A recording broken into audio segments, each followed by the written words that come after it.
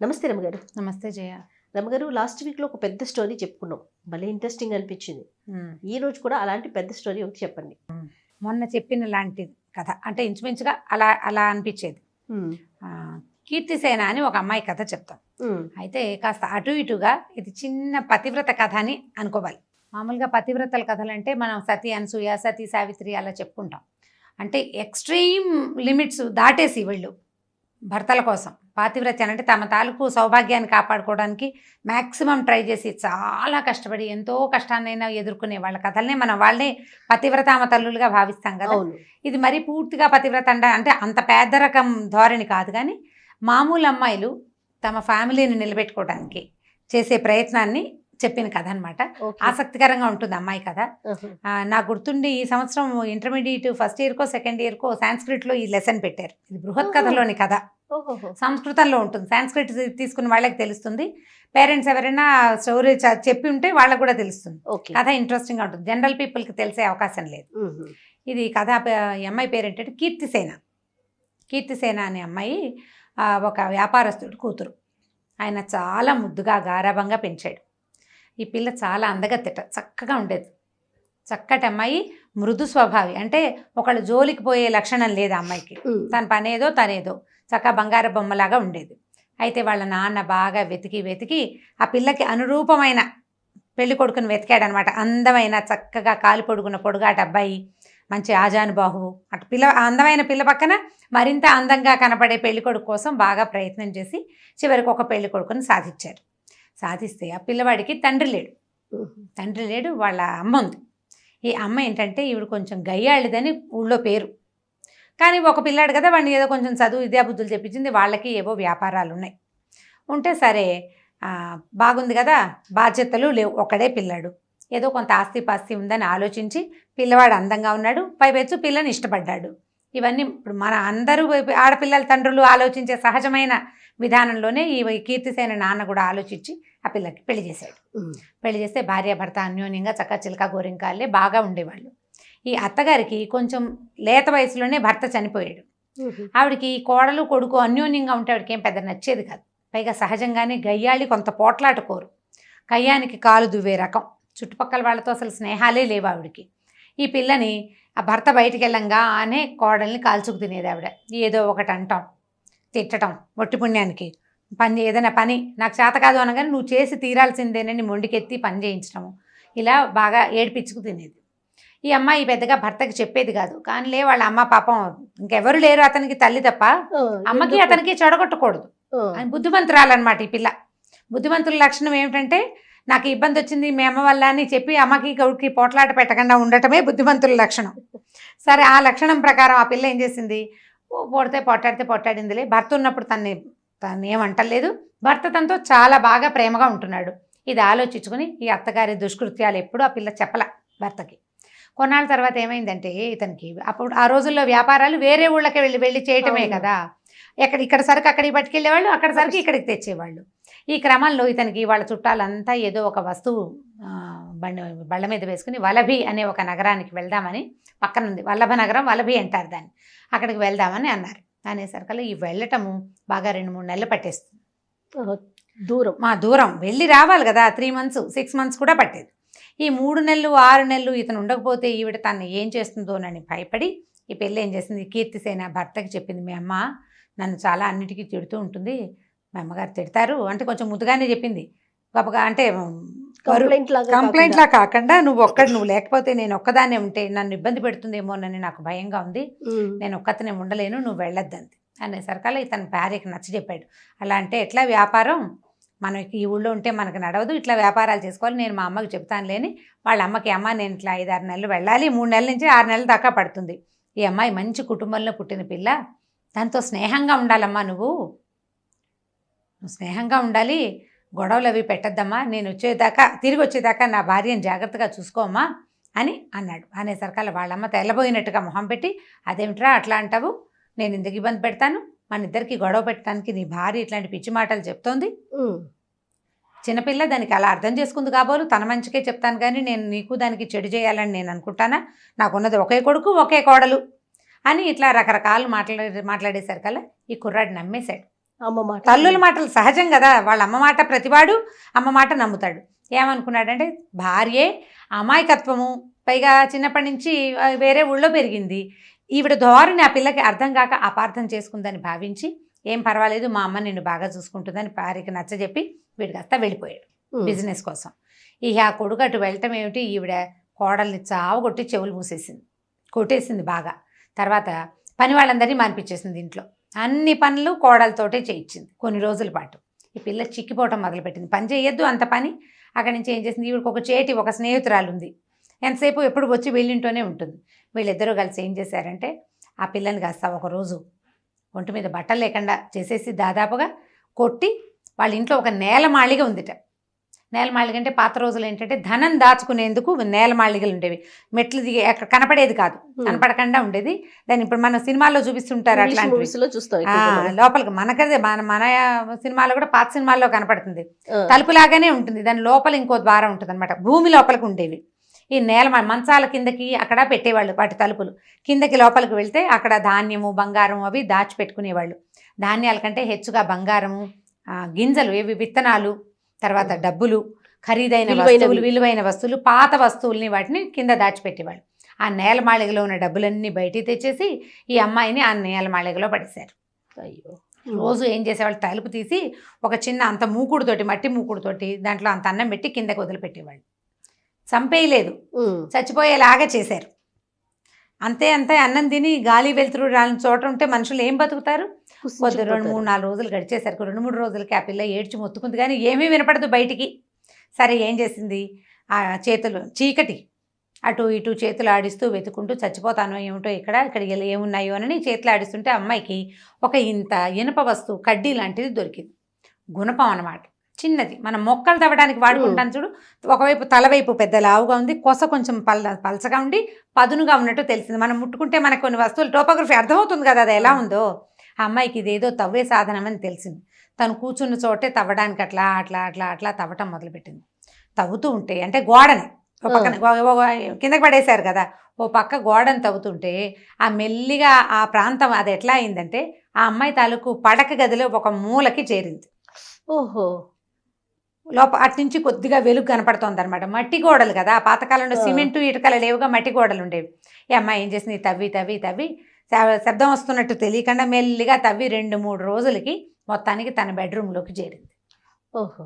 చేరేసరికల్లా ఏమనుకుంది, కొద్దిపాటి వెలుగులో రాత్రిపూట చేరిపోయింది లోపలికి. నిదానంగా ఏం చేసింది, తనకు కొన్ని బట్టలు కొంత బంగారము తీసుకుంది. బోల్డ్ అంత ఆస్తి ఇచ్చేట వాళ్ళ నాన్న పిల్లకి, ఎంత బంగారమో, ఎన్ని వస్తువులు, ఒకతే పిల్ల చాలా ఇచ్చాడు. సరే కొంత బంగారం కొన్ని బట్టలు తీసుకుని బయటకు వచ్చింది. బయటకు వచ్చాక ఏమనిపించిందంటే, నేను రోడ్డు మీద ఈ రకంగా తిరిగాను అనుకో, నేను స్త్రీని, నన్ను కనిపెట్టేస్తారు, ఫలానా వాళ్ళ కోడలు నన్ను తెలిసిపోతుందని ఏం చేసింది, తన బట్టలు వదిలిపెట్టేసి భర్త బట్టలు తీసుకుని బంగారం తీసుకుని ఆ బట్టలు వేసుకుని మగవాడి వేషధారణతో, అప్పుడు మగవాళ్ళకి ఆడవాళ్ళకి చిన్న చిన్న తేడాలు ఉండేవి. స్త్రీలు వేసేది, మగవాళ్ళు అయితే చొక్కాలు లాంటి షరాయి లాంటివి వేసుకుంటారు కదా, ఓ పంచ కట్టుకుని నడుముకి పైన ఒక చొక్కా లాంటిది, నెత్తికో తలపాగా పెట్టుకుని బంగారం పట్టుకుని వెళ్ళిపోయింది బయటికి. వెళ్ళిపోయి ఏం చేసింది, బాగా కొంత దూరం నడిచాక ఏమనిపించింది, ఎక్కడో చోట ఉండాలి, భర్త వచ్చేదాకా ఉండాలి. తండ్రి దగ్గరికి వెళ్ళటానికి ఆ అమ్మాయికి మనసొప్పల. అంటే ఇప్పుడు పుట్టిళ్ళకి చేరకూడదని పాత కాలపు వాళ్ళ ఉద్దేశం అనమాట. ఏదైనా ప్రాబ్లం రాగానే అమ్మా నాన్న వైపు చూసి పరిగెత్తేస్తాం మనం. ఇప్పుడు మన పరిస్థితులు అవి. అవును. ఈ పాత రోజుల్లో ఈ చెడి పుట్టిళ్ళు చేరకూడదు అనేది ఒక సూత్రం. కష్టాల్లో ఉన్నప్పుడు అస్సలు వెళ్ళకూడదు, పరువు ఉండదని. మనం ఇలాంటి పాత సినిమాల డైలాగుల్లో మనకు వినపడతాయి. మాయాబజార్ సినిమా బాగా చూసిన వాళ్ళకి సుభద్రాదేవి చెడి పుట్టిళ్ళు చేరకూడదని ఏడుస్తుంది. చిన్నతనం, చులకనైపోతాం అన్నదమ్ములు అక్క చెల్లెళ్లలో, అందుకని వెళ్ళేవాళ్ళు కాదు. ఇప్పుడు ఒక పిల్ల ఉంటే ఏ చులకన లేదేం లేదు, ఒక పిల్లలు 2 పిల్లలే కదా, అప్పటికంటే సంసారాలు పెద్ద ఉండేవి. ఈ అమ్మాయి ఏం చేస్తుందంటే భర్తను వెతుక్కుంటూ అతను వెళ్ళిన నగరానికి వెళ్ళిపోదలుచుకుంది. ఒట్టిగా ఏం వెళ్తామని ఒక వ్యాపారస్తుల బిడారు వెళ్తుంటే వాళ్ళని ఆశ్రయించింది. వాళ్ళు ఏమనుకున్నారు, ఈ అమ్మాయి చాలా అందగత్తి అని చెప్పాం కదా, మగవేషం వేసుకుంటే ఒక యంగ్ యాక్టివ్గా ఉన్న ఒక మగపిల్లాడు బాగా కనపడుతున్నాడు కదా, మీసాలు కూడా రాలేదు, ఇంకా లేతగా కనపడతారు. ఆడపిల్లలు మగవేషం వేసుకుంటే అదే కదా కనిపించేది. తప్పించుకోవడానికి ఆడవాళ్ళు మగవేషాలు, మగవాళ్ళు ఆడవేషాలు వేసేవాళ్ళని తెలుస్తోంది దీన్ని బట్టి.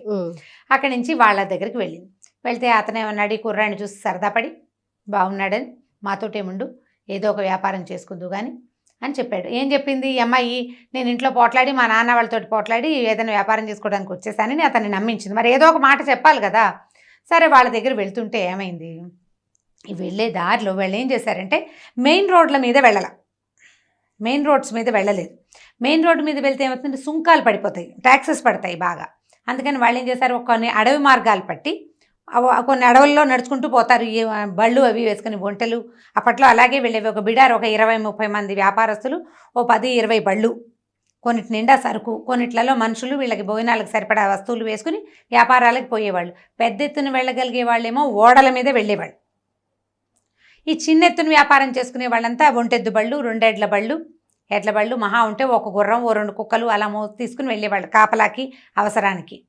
అక్కడి నుంచి ఈ బిడార్లో వెళ్తోంది కదా, వీళ్ళు ఏం చేశారు, ఈ అడవి దారిలో వెళ్తున్నారు. వెళ్తూ ఉంటే ఈ అడవి దారిలో బాగా ముందుకెళ్ళాక వీళ్ళకి ఒక నక్క ఊళ్ళ వినపడింది.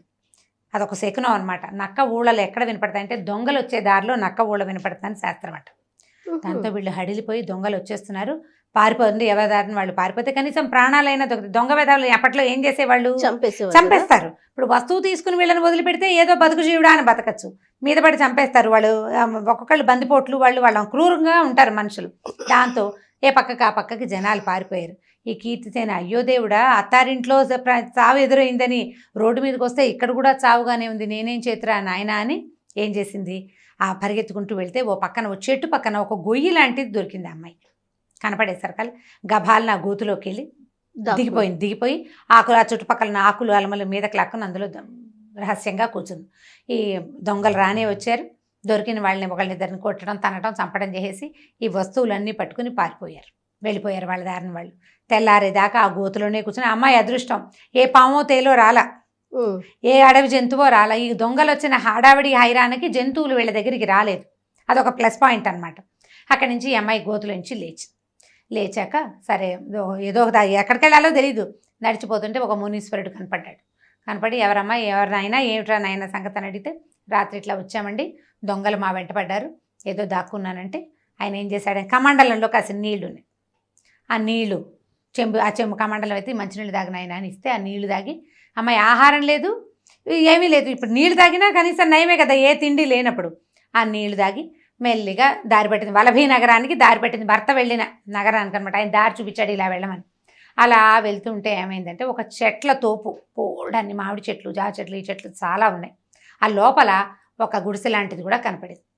ఈ అమ్మాయి ఏం చేసింది, ఆ తోటలోకి ప్రవేశించి పోయి ఆ గుడిసెలాగా ఉన్న దాంట్లో ఎవరు మనుషులు లేరు, అంటే తోటమాలీలు కాపలా కోసం వేసుకున్నదనమాట. ఇప్పుడైతే లేవు, పళ్ళు గిళ్ళు లేవు చెట్లకేమీ. ఈ లోపల పోయి కూర్చుని ఏం చేసింది, ద్వారానికి లోపల ఎవరి రాకుండా, అంటే జంతువులు రాకుండా అడ్డకట్ట వేసేసి కూర్చుంటే ఏమైంది, పెద్ద దబదబా గునుగున అని రకరకాల చప్పుళ్ళు వినపడుతున్నాయి, నేల అదిరిపోతుంది, ఎవరో వస్తున్నారు లోపలికి. ఆ వస్తుంటే ఆ వచ్చింది ఎవరని ఆ తలుపుకున్న కంతల నుంచి చూస్తుంటే అమ్మాయికి ఏం కనపడిందంటే ఒక రాక్షసి, మంచి కూరలు, బ్రహ్మాండంగా ఆడది, పెద్ద ఎత్తుగా ఉంది, బ్రహ్మాండమైన పర్సనాలిటీ, చిట్టి పొట్టి పిల్లలు ఉన్నారు 5-6 దాని దగ్గర, రాక్షసి పిల్లలు, తల్లి రాక్షసి పిల్ల రాక్షసులు గుంపంతా వస్తుంటే ఓ నాయన, వాళ్ళ దగ్గర నుంచి అత్త దగ్గర నుంచి తప్పించుకున్నా, దొంగల దగ్గర నుంచి తప్పించుకున్నా, ఇక్కడ దొరికిపోయేలాగా ఉన్నాను, ఈ రాక్షసి తప్పకుండా నన్ను తినేస్తుంది, ఇంకేముందిరా దేవుడా అని ముడిచిపెట్టుకుని కూర్చుంది. ఈ లోపల ఏమైంది, పిల్లలు అమ్మ ఏమైనా పెట్టవే, ఆకలిస్తుంది అని ఈ రాక్షసి పిల్లలు అడుగుతుంటే ఆవిడ ఆ రాక్షసి కళ్ళ నీళ్ళు పెట్టుకుని, ఏం చేయండి నాయన, ఊరంతా తిరిగి వచ్చాను, ఎక్కడా దొరకలేదు మనకు ఆహారము, అయితే నేను ఇవాళ ఏం చేశానంటే మన బేతాళ నగరానికి వెళ్ళానంటే రాక్షసులందరికీ ఉండే రాజు అనమాట, ఢాకినీ నగరం ఏదో అంటారు దాన్ని, అక్కడికి వెళ్ళాను. అయితే బేతాళుడు నన్ను నువ్వెవరు ఏమిటని అడిగితే నేను మన సంగతి అంతా చెప్పాను, మన వంశవృక్షం చెప్పింది అనమాట రాక్షసి, ఫలానా వాళ్ళ అమ్మాయిని, ఫలానా వాళ్ళ మనవరాలు, ఇంకోళ్ళ మేనగోడల్ని అలా అయినంతా చెప్పింది. నా వంశవృక్షం అంతా విని, నువ్వు చాలా గొప్ప జాతికి చెందిన రాక్షసివి, నీకు ఆహారం దొరకపోవడం కడు శోచనీయమైన సంగతి, కాబట్టి నువ్వు ఒక పని చెయ్యి, ఒక 10 రోజులు, ఒక 1 నెల రోజులు ఓపిక పట్టు. ఈ 1 నెల రోజులు ఓపిక పడితే వసుదత్తుడని ఒక రాజున్నాడు, ఇప్పుడు ఈ అడవి ప్రాంతానికి రాజు. అతను ఒకసారి వేటకి అడవిలోకి వస్తే చెవిజొచ్చు పాము అనే ఒక పురుగు, అది మనుషులు ఎవరైనా కనపడితే జంతువులకు కూడా చెవుల్లో దూరుతుందిట ఆ పాము, చెవిలో దూరే పాము. మన దగ్గర కూడా రోకలి బండ ఏదో పురుగు ఉండేది జయ, బయట పడుకుంటే రోకలి బండ పురుగు చెవిలో దూరుతుందని చెప్పేవాళ్ళు. సన్నగా సన్నగా మెలికలు తిరుగుతుంది. దాని పేరు అదే నల్లగా అనిపిస్తుంది. ఆ పాములు చెవిలో దూరతాయని చెప్పారు. ఈ చెవిలో దూరిన ఒక పామట అడవిలో చెవిలో దూరిపోయింది. 100-150 పిల్లలు పెట్టింది అతన్ని తల్లో బుర్రలోకి వెళ్ళిపోయి. దాంతో విపరీతమైన శిరోవేదంతో రాజు మరణాసన్నుడిగా ఉన్నాడు. అతను చచ్చిపోతే అతన్ని నువ్వు మాయోపాయంతో అతని శరీరాన్ని తెచ్చేసుకో, నువ్వు నీకు 6 నెలలకు సరిపడా ఆహారం దొరుకుతుంది అని చెప్పాడు. బేతాళుడు అని చెప్పాడు. 4 రోజులు ఓపిక పట్టండిరా నాయన, దొరికిన కాయా కసరు తినండి, నరమాంసం కనుక దొరికితే మనకు 6 నెలల ఆహారానికి సరిపోతుంది, వీళ్ళకి నరమాంసం కావాలి అని చెప్పింది. చెప్పేసరికల్లా పిల్లలు అన్నారు, అంటే ఆ బేతాళుడు ఏం చెప్పంటే ఎవరు నయం చేయకపోతే వాడు చచ్చిపోతాడు అని. పిల్లలు అన్నారు, అమ్మ ఎవరో ఒకళ్ళు నయం చేస్తే ఎలాగే అని అడిగారు. అడిగేసరికల్లా ఎవరు నయం చేస్తారా, అది చాలా కష్టమైన సంగతి, అంటే ఎలా నయం అవుతుందో చెప్పు అని పిల్లలు తల్లిని అడిగారు. జనరల్గా పిల్లలకి అలా క్వశ్చన్లు ఉంటాయి కదా, ఏమిటో చెప్పు అంటారు. చెప్పమనేసరికల్లా ఏముంది, ఆ రాజుకి బాగా ఆవు నెయ్యితో తలంటి పోసి తలంటి బాగా నెత్తి మసాజ్ చేసి ఎండలో కూర్చోబెట్టాలి సాయంత్రం దాకా. తర్వాత చెవిలో ఒక వెదురుగొట్టాన్ని పెట్టి ఆ గొట్టం తాలూకు 2వ భాగాన్ని చల్లటి నీళ్ల మూకుడులోకి కనుక పెడితే పగలల్లా నెయ్యి రాసి ఎండలో పెడితే కాకెక్కిపోతుంది, తల వేడెక్కుతుంది కదా, ఆ వేడికి బెదిరిన పాములు చల్లదనం కోసం చెవి ద్వారా కుండలోకి వచ్చేస్తాయి అని చెప్పింది. ఎవరు చేస్తారా, ఎలాగో ఆయన చచ్చిపోతాడు, మనం తెచ్చుకుందాంలే, ఇవాళ పడుకోండి, మనం అప్పుడు హ్యాపీగా తినచ్చు, ఇవాళ పడుకోండి అని నిద్రపుచ్చేసింది. సరే వాళ్ళంతా నిద్రపోయారు. కీర్తిసేన అనుకుంది తెల్లారేదాకా ఇక్కడ కూర్చుంటే తెల్లారినాక చీకటి పడేసరికి రాక్షసులు చేరతారు, తెల్లవారేసరికి వెళ్ళిపోతారు వాళ్ళు, ఎవరికి కనపడకుండా. అంటే ఇలా మనుషులు తిరిగే ప్లేసుల్లో ఉండరనమాట. అందుకని రాత్రిళ్ళు నిశాచరుల కాలం ఉంటారు. మనం రాత్రిపూట తిరుగుతుంటే ఊళ్ళలో అలా నిశాచరులాగా ఎన్నిటా తిరుగుతున్నారని. సరే తెల్లవారేదాకా కూర్చుంటే తెల్లారుజామునే వెలుగు వచ్చేసరికి అలా రాక్షసి పిల్లలందరినీ తలా సంకనం వేసుకుని, అంటే కొంతమంది సంకనం వేసుకుంది, కొంతమంది నెత్తికెక్కించుకుంది, ఒకళ్ళిద్దరిని చేతులు పుచ్చుకుని కదా దాని పద్ధతి ప్రకారం అది పిల్లల్ని పుచ్చుకుని వెళ్ళిపోయింది బయటికి. వెళ్ళంగానే కీర్తిసేన ఏమనుకుందంటే ఈ వసుప్రదుడు అనే రాజు, ఆ అరణ్యం కూడా అతనిదే, ఆ మొత్తం ఆ ప్రాంతం అంతా అతను చాలా మంచివాడు పాపం, ఉత్తముడు. ఇక్కడికి వచ్చిన వాళ్ళ దగ్గర తక్కువ సుంకాలు తీసుకునే మంచి రాజు అనమాట అతను. సరే ఆ రాజుని సేవ్ చేద్దాం, మనకు తెలిసింది కదా అనుకుంది. అక్కడి నుంచి అడవుల నుంచి నడుచుకుంటూ పోయింది. నడుచుకుంటుంటే ఆమెకు ఒక పల్లెవాడు కనపడ్డాడు. పల్లెవాడు కనపడితే ఎవరినైనా ఇక్కడి నుంచి వస్తున్నావు, ఏ పక్క నుంచి వస్తున్నావు, రాత్రిళ్ళు ఒక రాక్షసి తిరుగుతుంది ఇక్కడ, మేము ఎవరం రాత్రిళ్ళు ఇక్కడ ఉండము, ఈ పొలం మాదే కానీ, అంటే ఆ ఇల్లు ఎందుకులే, వీళ్ళ ఇంట్లో మనుషులు ఎందుకు లేరంటే ఈ రాక్షసి పిల్లలు ఉంటారు కాబట్టి. చెప్పేసరికల్లా ఇతని అమ్మాయి ఏమంది, నేను వేరే ఊరు నుంచి వస్తున్నాను, చెట్టెక్కి పడుకున్నాను, సరే తెల్లారేక దిగి వస్తున్నాను, ఇదేం ఊరు అని అడిగితే ఇది వసుప్రదుడు అనే రాజుగారి పాలనలో ఉన్న అరణ్యం అని చెప్పాడు. చెప్పేసరికల్లా రాజు కూడా పాపం ఒంట్లో బాగుండలేదు, ఆయన మరణాసన్నుడుగా ఉన్నాడు, చాలా తీవ్రమైన అనారోగ్యంతో మా రాజు చాలా బాధపడుతున్నాం, మేము చాలా గొప్పవాడు అతను అని చెప్పేసరికల్లా ఆ నొప్పికి వైద్యం నా దగ్గర ఉంది, నేను ఆ వైద్యం చేయగలను, నన్ను అక్కడికి ప్రవేశపెట్టమని ఈ కీర్తిసేన ఆ పల్లెవాడిని అడిగింది. పల్లెవాడు అన్నాడు, నేను కూడా రాజును చూడబోతున్నానమ్మా, నాయన నువ్వు నాతో పాటు రా, కుర్రాడు కదా అబ్బాయి వేషంలో ఉన్నాడుగా. సరే ఈ కుర్రాడిని వెంబడి పెట్టుకుని ఆ పల్లెవాడు రాజుగారి బిడాలం వైపు ఎక్కడో వేసుకున్నారు, ఒక టెంట్ లాంటిది ఉంది, ఆయన కొంచెం చల్లగా ఉంటుందని కాస్త అడవి వైపుకి తీసుకొచ్చారన్నమాట. తల పగిలిపోతుంది వేడికి, లోపల ఏదో హీటు, అదేమిటో ఆయనకి తెలీదు, నొప్పి. సరే చాలా తీవ్రమైన బాధలో ఉన్నాడు, జ్వరం కూడా ఉంటుంది ఆయనకి. సరే ఈ కుర్రాడిని తీసుకెళ్ళేసరికి అలా పల్లెవాడు ఏం చేశాడు, సైన్యాధ్యక్షుడి దగ్గరికి వెళ్ళి ఈ కుర్రాడికి వైద్యం తెలుసుట, వాళ్ళ తాత ముత్తాత వైద్యులట, రాజుగారి తలనొప్పికి వైద్యం చేయగలనంటున్నాడు, ఏదో ఒక ప్రయత్నం చేస్తాం, మామూలుగా నమ్మకూడదు, లెక్క ప్రకారం అయితే నమ్మరు. ఇప్పుడున్న పరిస్థితి ఏంటి, ఏ గచ్చాకు పుచ్చాకు వైద్యమైనా సరే చెప్పలేం కదా, ఏదైనా జరగచ్చు, ఏ పుట్టలో ఏ పాముందో ఏదో ఒకటి తగ్గాలి మనకి. మనం కూడా చూడండి అనారోగ్యాలు వస్తే అన్ని ట్రయల్స్ వేసేస్తాం. ఆ అన్ని ట్రయల్స్లో భాగంగా ఈ కీర్తిసేన మగవేషంలో ఉన్నదాన్ని రాజుగారి దగ్గరికి ప్రవేశపెట్టారు. ఇది చక్కగా అందంగా కనపడిన కుర్రాన్ని చూసేసరికల్లా ఆయనకి నచ్చాడు, చాలా బాగా నచ్చి, నాయన నువ్వేం చేయగలవంటే, చీకటి పడిపోయిందండి, ఇప్పుడు ఈ పగలల్లా నడిచి కదా అక్కడికి చేరింది అమ్మాయి, చీకటి పడిపోయింది, ఇవాళ కాదు వైద్యం రేపు చేస్తాను, నెయ్యి తెప్పించండి అని చెప్పి నెయ్యితోటి చక్కగా ఆయన నెత్తికి నూనె రాసి బాగా మసాజ్ చేసి, ఆ నెయ్యి తగిలేసరికి వేడి కొంచెం తగ్గుతుంది. మామూలుగా మనకి కణతలు అవి నొప్పులు వస్తాయి, కథలోనే వైద్యం చెప్తున్నాను చూడండి, కణతలు నొప్పి వస్తాయి, ఇక్కడ టక టక టక కొడుతుంటుంది నొప్పి, పేరు నెయ్యి రాసుకోమంటారు మా వాళ్ళు. నెయ్యి పేరుకుంటుంది కదా, పేరుకున్న నెయ్యి కొంచెం తీసి బాగా ఇట్లా మసాజ్ చేస్తే తలనొప్పి తగ్గుతుంది, కాక తగ్గుతుంది లోపలదని చెప్తారు. ఈ రాజుకు తల మసాజ్ చేసేసరికి ఆయన కొంచెం కాస్త తలనొప్పి తగ్గి నిద్ర పట్టింది. అందరూ సంతోషించారు. ఇప్పటిదాకా అసలు నిద్ర పట్టడమే లేదు, ఆయనకి నిద్రే లేదు ఆ తలనొప్పితోటి.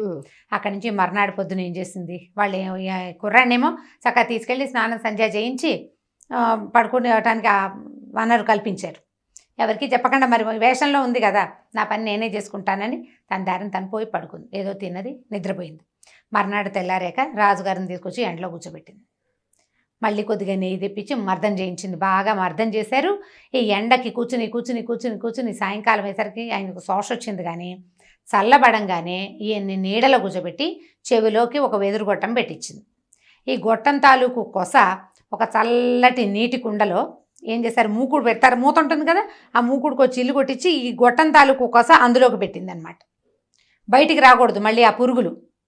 అక్కడి నుంచి ఒక 10 నిమిషాలు అయ్యేసరికల్లా రాజు తల్లోంచి ఏదో పాకుతున్నట్టుగా తెలుస్తోంది ఆయనకి. ఈ చెవి ద్వారా లోపలికి ఉన్న మొత్తం 100, 150 చిన్న చిన్న లుకలుకలాడుతున్న పాములన్నీ కుండలోకి వచ్చేసింది. ఈ కుండను మూత పెట్టించారు. కాసేపటికి తలనొప్పి తగ్గిపోయింది నాకు అన్నాడు ఆయన. తలలో నొప్పి లేదు, తల తేలికిచ్చేసింది. అక్కడి నుంచి కీర్తిసేన ఏం చేసింది, ఆయనకి కాస్త పళ్ళరసం, కొద్దిగా నెయ్యి అవి తాగడానికి ఇచ్చింది. నెయ్యి కాస్త నెయ్యి తాగేసరికల్లా ఏమవుతుంటే కూల్ అవుతుంది శరీరం. అక్కడి నుంచి పళ్ళరసం అవి తాగి ఆయన బాగా రిలాక్స్ అయిపోయాడు. పోయి పడుకున్నాడు. పడుకున్న తర్వాత దీనికేమో ఒక వాసన గట్టిచ్చేసింది కుండని. మర్నాడు పొద్దున ఆ కుండలో ఉన్న పాములు చూసి నిర్ఘాంతపోయారు జనం అంతా. అవన్నీ రాజుగారి తలలో ఉన్నాయి, ఇంతంత పాము పిల్లలు. అక్కడి నుంచి రాజుగారు అయితే అప్పుడే ఏం చెప్పాడంటే, నా తలనొప్పి తగ్గించు, నీకు అర్ధరాజ్యం ఇస్తానని చెప్పాడట. ఈ అమ్మాయికి వెంటనే అర్ధరాజ్యం ఇచ్చేసేయండి, కీర్తిసేనుడికి అర్ధరాజ్యం ఇచ్చేస్తామన్నారు అబ్బాయికి. అనేసరికల్లా వద్దు మహారాజా, నాకు అర్ధరాజ్యం ఎందుకు, నేనేం చేసుకుంటాను, ఏదైనా చిన్నది ఇవ్వండి అంటే ఒక గ్రామము కొంత సంపద ఇచ్చారు.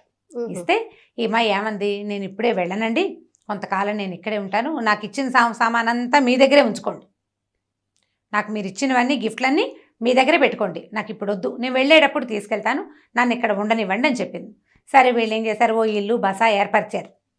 రాజును రక్షించినందుకు ఇది కూడా ఇంకో రాజు కింద ట్రీట్ చేస్తున్నారు అనమాట.